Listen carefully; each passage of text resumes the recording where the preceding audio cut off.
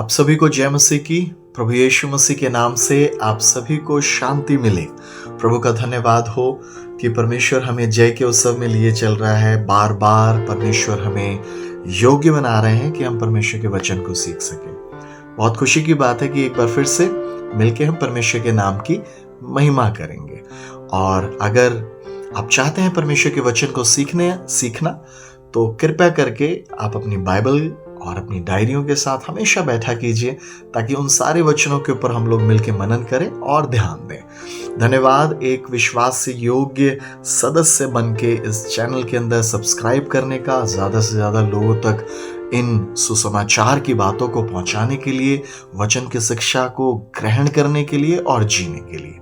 क्योंकि अंत के समय में परमेश्वर यही चाहते हैं, हर एक उसका बेटा या बेटी परमेश्वर के वचन को सिर्फ सुने नहीं लेकिन जीने वाला बन जाए। हम सबका मकसद ही यही है, जब हम परमेश्वर के वचन को पढ़ रहे हैं उसमें से सुने, समझें और जीने वाले बन जाए। आज मेरे लिए क्या संदेश है, इस मनसा से अगर मैं बैठूंगा तो परमेश्वर मुझे तैयार करके अपनी महिमा के लिए आगे बढ़ाते हैं।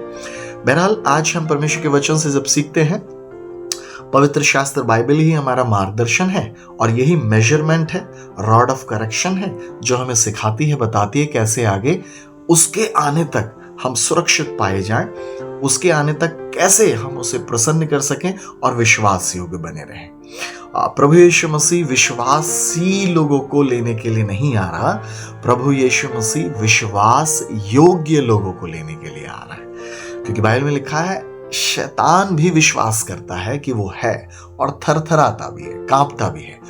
प्रभु यीशु मसीह के वचन से जो सीखने को मिलता है वो ये है कि हमें परमेश्वर के नियम कानून और उसके वचन के अनुसार उन स्टैंडर्ड से जो एक सांसारिकता को रखते हैं उससे कहीं ज्यादा जीना पड़ेगा, जो प्रभु हमें सिखा रहे हैं। परमेश्वर के वचन उत्पत्ति की पुस्तक से हमें बहुत कुछ सीखने को मिलता है और उसमें एक कैरेक्टर है यूसुफ नाम के। यूसुफ नाम के चरित्र के ऊपर थोड़ा सा मैं सीखने की कोशिश करता हूं और बहुत आशीषित होता हूं। और यूसुफ जी का जो जीवन है बहुत प्रैक्टिकल है और यीशु मसीह के जीवन से मिलता जुलता या यीशु मसीह के जीवन को प्रदर्शित करने वाला जीवन है। यूसुफ जी अपने भाइयों के द्वारा जब बेच दिए गए तब वो मिस्र या इजिप्ट के अंदर रहे और वहां जब उन्हें बेच दिया गया, एक गड्ढे में उनके भाइयों ने मार पीट के डाल दिया गया और वहां से चल रहे कुछ इश्माइली लोग थे वो जो जा रहे थे, उनके हाथों में उन्हें बेच दिया गया। जो व्यापारी तबके के लोग थे उन्होंने आगे जाके, एक व्यक्ति था उसका नाम था पोतीफर, उसके हाथों में यूसुफ को बेच दिया। तो बाइबल जो आप देती है तकरीबन 7 साल तक लगभग वो उनके घर में काम करते रहे। किस प्रकार से? नौकरों के समान। और बाइबल कहती है 39वें अध्याय में कि यूसुफ जी जो थे, उत्पत्ति 39वें अध्याय में जिस काम में हाथ डालते थे परमेश्वर उनके हाथों से उनके कामों को सफल करता था। और वो एक भाग्यवान, इंग्लिश में लिखा he was the prospered person. और वो इतने ज्यादा आशीषित एक व्यक्ति हुए कि जहां वो थे वहां आशीष ही आशीष, जिस भी काम में वो हाथ डालते आशीषित होते चले जाता। लेकिन बात ये थी कि जब वो घर से बेच दिए गए थे, उनके भाइयों ने मारा कूटा, यातनाएं करी, बहुत ज्यादा दुखित थे। 17 साल की उम्र में वो इजिप्ट में आ गए थे। 7 साल एक घर में रहे नौकरों की तरह और वहां पे भी उनके ऊपर इल्जाम लगा दिए गए और उनको आगे जेल खाने में डाल दिया गया। तकरीबन 7 साल वहां भी उन्होंने बिताया और वो रात दिन सोचते होंगे मेरे आने का, जीने का, रहने का क्या मकसद है। और बहुत 17 साल का एक व्यक्ति, 17 साल का एक लड़का अपने जीवन के अंदर बहुत सारी यातनाओं को झेल रहा है, समस्याओं को, परेशानी को झेल रहा है और इन सारी चीजों में रात दिन उसके मम्मी पापा भी उसके साथ नहीं है, भाई और किसी भी प्रकार का कोई सपोर्टिव चीज या जो उन्हें संभाल ले उनकी भावनात्मक अवस्था को, जब वो रो रहे हैं, पिट रहे हैं और मासूम सा एक बच्चा जब सहम जा रहा है तो इर्द गिर्द कोई नहीं है प्रोटेक्शन या सुरक्षा देने के लिए। लेकिन बाइबल कहती है परमेश्वर ने उन्हें नहीं छोड़ा था। इन सारे 14 साल के दौरान वो इस बात को समझ ही नहीं पा रहे थे कि उनके रहने का, आने का मकसद क्या है। लेकिन एक दिन वो समझ पाए जब राजा ने उन्हें बुलाया और राजा के पास एक स्वप्न है, उसका अर्थ बताने के लिए राजा ने उन्हें बुलाया और उस अर्थ को जब उन्होंने बखूबी अच्छी तरह से बता दिया, तब बाइबल जवाब देती है कि राजा जी ने 41वें अध्याय के 41वें वचन में लिखा है कि मैं तुझे सारे मिस्र के ऊपर अधिकार देता हूं, और उन्होंने अपनी अंगूठी को दिया यूसुफ जी को, ताकि वो पूरे मिस्र के ऊपर अधिकार को रखने वाले बन जाए और राजा के लिए अब काम करने वाले बन जाए। 46 वर्स में लिखा है, 41 का 46वां वचन में, उत्पत्ति जब वो इस अधिकार को प्राप्त करके राजा के सामने खड़े थे, तब लगभग वो 30 वर्ष की आयु के थे। अभी भी उन्हें समझ में नहीं आ रहा है, और एक व्यक्ति बेच दिया गया है, उसकी आइडेंटिटी के ऊपर हमला हुआ है, उसकी पहचान को मिटा दिया गया है। याकूब जो उनके पिता हैं, उनके पास तक पहुंचाया जा चुका है इस बात को कि वो जानवरों के द्वारा नष्ट कर दिया गया, खा लिया गया, खत्म कर दिया गया। पिता को यही मालूम है कि मेरे बच्चे की पहचान खत्म हो गई है, और उनके बारे में गलत बात पहुंचाई गई है, ये कहते हुए कि अब वो जीवित नहीं है, खत्म हो गए, नाश हो गए, और उनकी पहचान अब बिल्कुल खत्म हो गई है, नष्ट। पिता बहुत दुखित है, और भाई लोगों को मालूम है कि उन्होंने एक षड्यंत्र रचा है और उन्हें पिता से दूर कर दिया है। अब यूसुफ यहां अभी भी नहीं समझ पा रहे हैं। 7 और 7 14 साल बीत चुके हैं, लगभग 14 साल खत्म हो गए हैं, और अब परमेश्वर ने उन्हें जो फल या अर्थ बताया, जो राजा ने स्वप्न देखा था, उसका अर्थ बताते हुए 7 साल अच्छे बीत रहे हैं, और राजा या फिरौन राजा ने उनको सारी चीजों पे अधिकार दे दिया है, और यूसुफ चीजों को इकट्ठा करते चले जा रहे हैं। अच्छे 7 साल बीत गए। तो 7 साल वो नौकर की तरह, 7 साल पोतीफर के घर के अंदर, 7 साल अगले जेल के अंदर, और अगले 7 साल वो मिस्र के लिए काम कर रहे हैं, वहां के अधिकारी बन बैठे हैं, और तकरीबन अब 21 साल खत्म होने जा रहे हैं। और अगले ही 7 साल जो आने वाले थे, वो कुछ खराब साल आने वाले थे, क्योंकि 7 और 7 14 साल के बारे में राजा के स्वप्न का अर्थ यूसुफ जी ने बताया था। 7 साल बेस्ट होंगे जो आपने दर्शन देखा है, 7 साल खराब होंगे, अर्थात अकाल आएगा।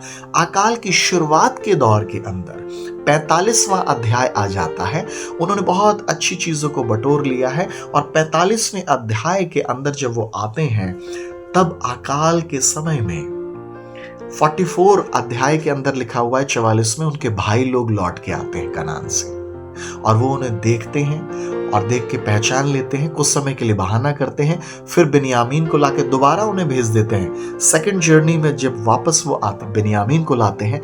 45वें अध्याय में यूसुफ जी अपनी आइडेंटिटी को रिवील कर रहे हैं, प्रकट कर रहे हैं कि वो जीवित है, वो बच गए हैं। और वो कैसे रिप्लाई करते हैं, और अब उन्हें क्या पता लग रहा है जो उन्हें 21 साल में अभी तक पता नहीं लगा था।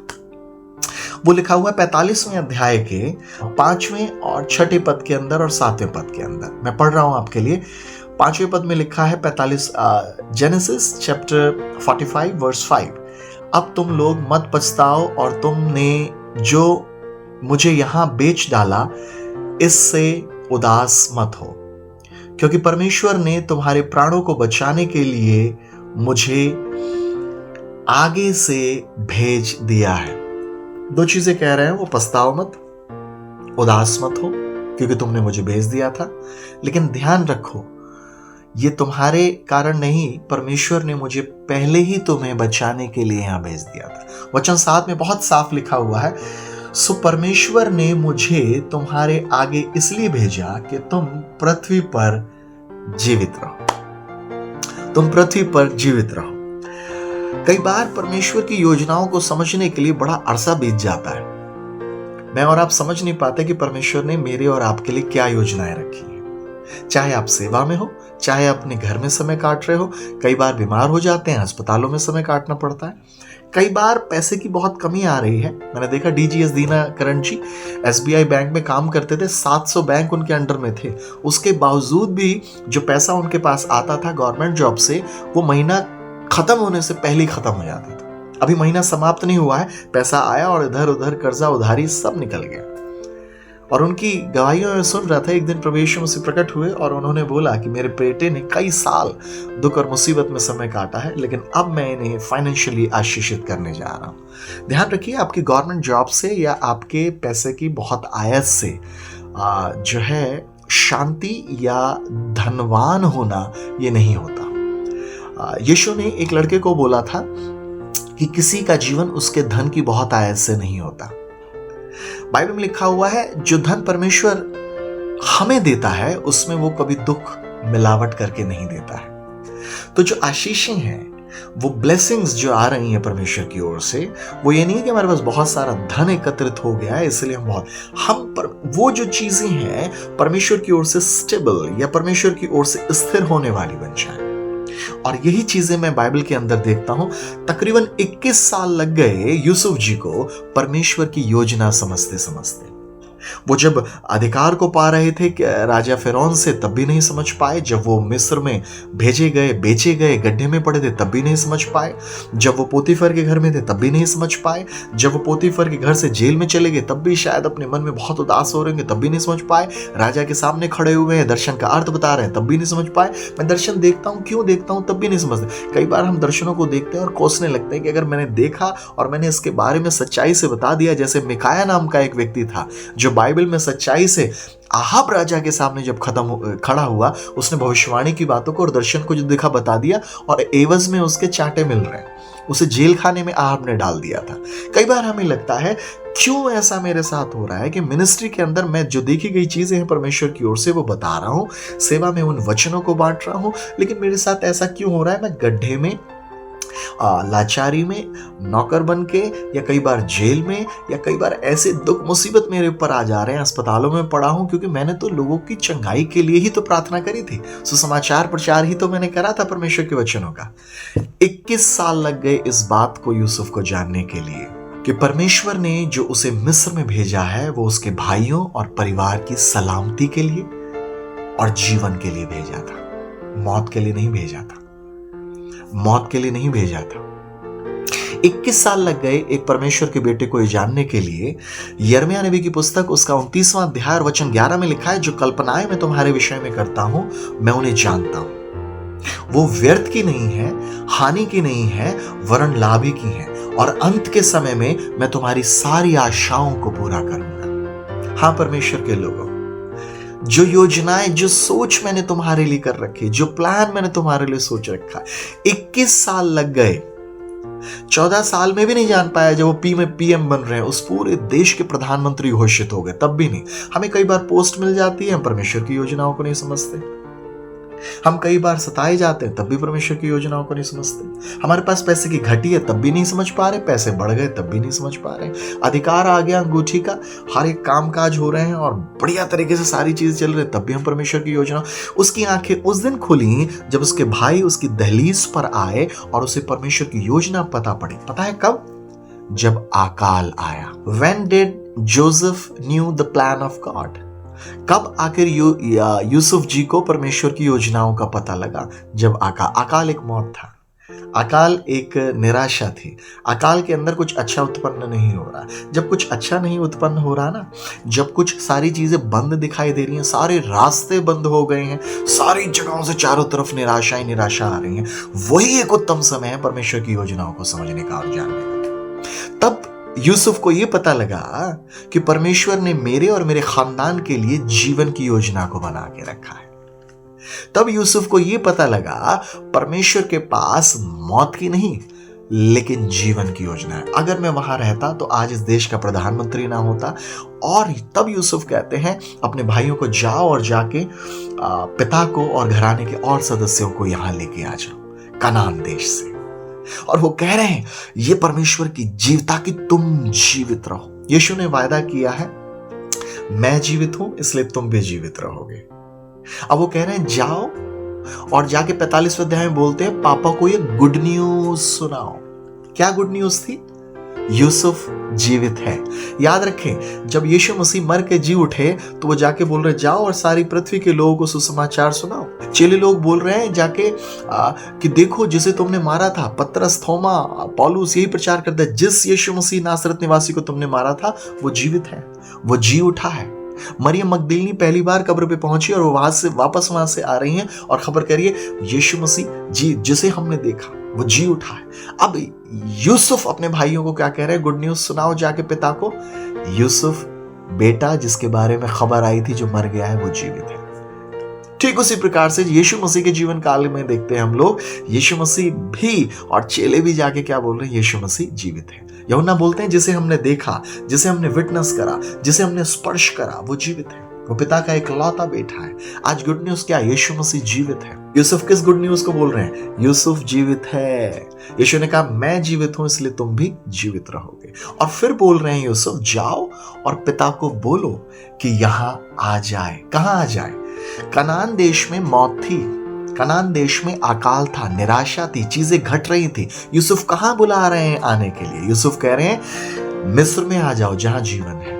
यीशु ने अपने चेलों को क्या कहा, मैं तुम्हें अनाथ ना छोड़ूंगा, मैं पिता के पास जाता हूं तुम्हारे लिए घर तैयार करने, ताकि जहां मैं हूं वहां तुम रहने वाले बन जाओ। कहां है यीशु? स्वर्ग में। और स्वर्ग में क्या है? जीवन है। यीशु मसीह आ रहे हैं मुझे और आपको ले जाने के लिए। बहुत लेटली, बहुत अंत में हम जाके परमेश्वर की योजनाओं को समझ पाते हैं। और कब समझते हैं? जब दुख आते हैं, जब मुसीबत आती हैं, जब यातनाएं आने लगती हैं, जब हम सताए जाते हैं। दुख अंत नहीं है। हम समझ पाएंगे जब उस समय, जब देखेंगे अपनी खुली आंखों से कि परमेश्वर ने मुझे किस चीज के लिए तैयार किया था। आज आप सताए जा रहे हैं, समस्याओं में पड़ रहे हैं, हार ना मारें, चिंता ना करें, परमेश्वर मेरे और आपके साथ है। हम बहुत लेट में समझ पाएंगे, यूसुफ समझ पाए लेट में, अकाल के समझ पाए, दुखों के समझ पाए। और परमेश्वर कह रहे हैं जो योजनाएं मैं तुम्हारे लिए बनाता हूं व्यर्थानी की नहीं है, वो बढ़ोतरी की पाई जाती है। इसी अध्याय में 17 वचन में आप पाएंगे, अब फिरौन को ये बातें पता लग जाती है और फिरौन कहता है जा और जाके अपने भाइयों को भेज ताकि तुम्हारे जो पिता है वो यहाँ आए। और इंग्लिश बाइबल में बहुत अच्छा लिखा हुआ है, I will give them very best territory of Egypt, the very best land of Egypt. आप देखिएगा बड़ा ही अच्छा लिखा हुआ है। अगर आप पाएंगे इस चीज को वचन 17 और 18 के अंदर, उत्पत्ति की पुस्तक 45वां अध्याय 18 वचन में लिखा हुआ है। अब राजा फिरौन कहता है कि तुम अपने माता पिता और अपने घराने के लोगों को इस लैंड में लेके आओ, इस लैंड का मैं बेस्ट उन्हें दूंगा, सबसे उत्तम मैं उन्हें दूंगा, सबसे बेस्ट टेरिटरी, सबसे बेस्ट जगहें मैं दूंगा, और यहां इस देश के उत्तम पदार्थों में से खाने पर। पता है क्या है आज के संदेश, आज का प्रचार का संदेश क्या है? The best is yet to come. उत्तम आना अभी बाकी है। The best is yet to come. जो याकूब जी ने नहीं सोचा था, उनके 11 बेटों ने नहीं सोचा था, जो यूसुफ जी ने नहीं सोचा था। फिरौन ने जब ये सुना इसके माँ बाप जिंदा है, माता नहीं, इसके पिता जिंदा है और भाई लोग जिंदा है, इसका खानदान जिंदा है, तो फिरौन आनंदित हुआ, खुश हुआ। और सम्राट क्या कह रहा है? आपको इस लैंड का बेस्ट दूंगा, उत्तम अभी आना बाकी है। आज मुझे इससे सीखने को क्या मिलता है? परमेश्वर ने मेरे और आपके लिए उत्तम रखा है। अकाल आपको मिटाने के लिए नहीं है, अकाल आपको निगल नहीं पाएगा। वेट करें, इंतजार करें, the best is yet to come. सेवा में इंतजार करें, परिवारों में इंतजार करें, करियर में इंतजार करें, the best is yet to come. अभी उत्तम आना बाकी है। उत्तम आने के लिए मैं क्या करूं? Waiting upon the Lord. परमेश्वर का इंतजार करें। आप प्लान परमेश्वर के नहीं समझ पा रहे हैं, remain into the plans of God. परमेश्वर की योजना में बने रहें। क्यों बने रहें? क्योंकि the best is yet to come. परमेश्वर की योजना में बने रहें, remain into the plans of God. क्यों मैं परमेश्वर की योजना में बना रहूं? क्योंकि best is yet to come. परमेश्वर ने हर एक मानव जाति के लिए बेस्ट, उत्तम रख रखा है जो उस पर विश्वास करते हैं। मैं और आप परमेश्वर के बच्चे हैं, चुनिंदा पात्र हैं। The best is yet to come. Wait करें, परमेश्वर के पास आपके लिए उत्तम उत्तम पदार्थ रखे हुए। The best is yet to come. मैं आपको उत्साहित करूंगा, जो बातें आंखों ने नहीं देखी, कानों ने नहीं सुनी, और जो मनुष्य के चित्त में नहीं चढ़ी हैं, उनके दिमाग में कंसीव नहीं करी हैं, वो परमेश्वर ने अपने प्रेम करने वालों के लिए रखी हैं। सारी बातें मिलकर परमेश्वर के लोगों के लिए भलाई को उत्पन्न करती हैं। The best is yet to come. परमेश्वर की योजनाओं में बने रहें। उत्तम आना अभी बाकी है। प्रभु आपको अपनी महिमा के लिए इस्तेमाल करे और यीशु की शांति आप में बरकरार पाई जाए। आमीन। जय मसीह की सबको। मैं आशा करती हूँ आप सब इस वीडियो के माध्यम से आशीषित हुए हैं। कृपया चैनल को लाइक, शेयर और सब्सक्राइब जरूर करें ताकि और भी लोग आशीषित हो सके। आप अपनी प्रार्थना का विषय हमें बता सकते हैं। इस वीडियो के नीचे डिस्क्रिप्शन बॉक्स यानी विवरण बॉक्स में जाके प्रार्थना अनुरोध फॉर्म भरें ताकि हम आपके लिए प्रार्थना कर सकें। इस चैनल को आर्थिक रूप से मदद करने के लिए आप यूपीआई या पेपाल के माध्यम से अपना उपहार भेज सकते हैं।